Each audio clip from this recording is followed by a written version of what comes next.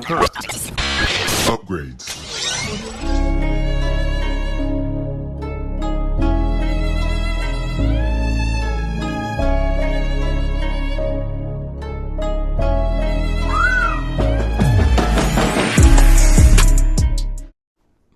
Hey, what's going on, everybody? This is Jorge giving you a quick exclusive to none other than Marvel's animated Eyes of Wakanda.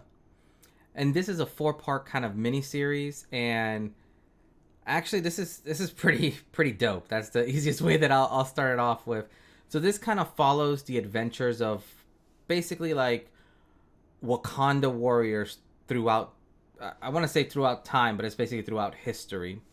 And it's set up in like a 4-part series, but it is extremely cool. Like the way that it was, the storylines of it, and then also how it kind of ties into the actual movie, which I thought was really neat and something I was not expecting to kind of see them, like tying it into the movie. But lo and behold, they did, which was really neat. So the main point of all this is kind of these warriors, or war dogs, as you kind of find out throughout the series, go and basically become like inside scoop spies, and they basically have to hunt down this piece of vibranium in all these times.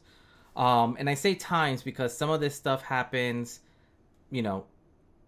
throughout the span of time, like. And it's neat because they incorporate even kind of real life character, not real life characters, but like like Achilles. So they have like kind of like the Trojan horse battle, but there's actually a Wakanda warrior that's kind of hidden in there.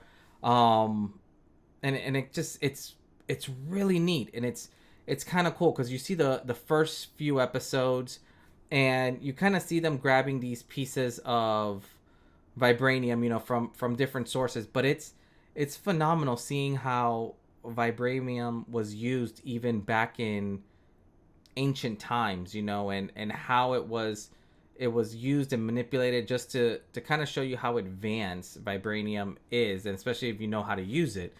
One of the neatest part, though, I would say, is the movie goes on, or I call it a movie, but it's basically these 4 epic chapters kind of go on, and it's really neat because it's all leading up to, and in the last episode you kind of see them fighting with this vibranium warhammer. And when you first see it for me instantly it reminded me of what Killmonger was trying to steal in that museum scene. But you kind of go through and you see how these weapons were used, or how these pieces of vibranium were used. And when you go through these characters, it's really neat because you almost have to think about it. These guys are like deep undercover spies to the point where like they lose touch and communication with everyone around them. You almost become blind to what you're trying to achieve. And it shows you how they go to these extreme lengths at all costs. For me, I think one of my favorite episodes was the one with Achilles, just because I felt that one showed so much heart and so much just connection in terms of what this Wakanda warrior, and Achilles, kind of their friendship, and how these two guys were just amazing warriors. And you kind of look through that the battles that they had, and it was just really well done.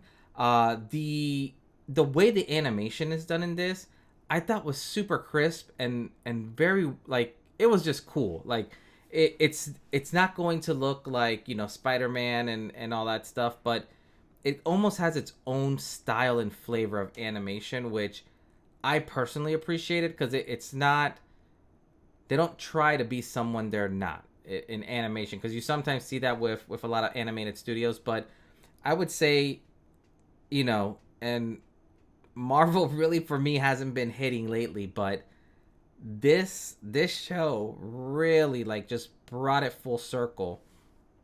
And at the end of the fourth episode, you kind of see how it all ties in, and you kind of get that like aha moment, which is really cool. Like I was not expecting that at all.